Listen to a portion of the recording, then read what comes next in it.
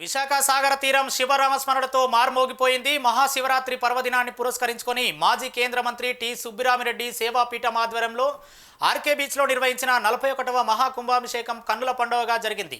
సముద్ర తీరంలో ఏర్పాటు చేసిన భారీ వేదికపై శైవలింగ ప్రతిష్ఠ చేసి సుగంధ ద్రవ్యాలు పల్లరసాలతో స్వామివారికి విశేష అభిషేకాలు నిర్వహించారు.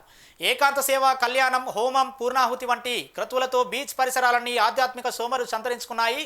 విశాఖ నగరంతో పాటు జిల్లా నలుమూలల నుంచి భక్తులు భారీగా తరలివచ్చి స్వయంగా శివలింగానికి అభిషేకాలు చేస్తూ మొక్కులు చెల్లించుకున్నారు. భక్తుల రద్దీతో విశాఖ సాగర తీరం జనసంద్రంగా మారింది.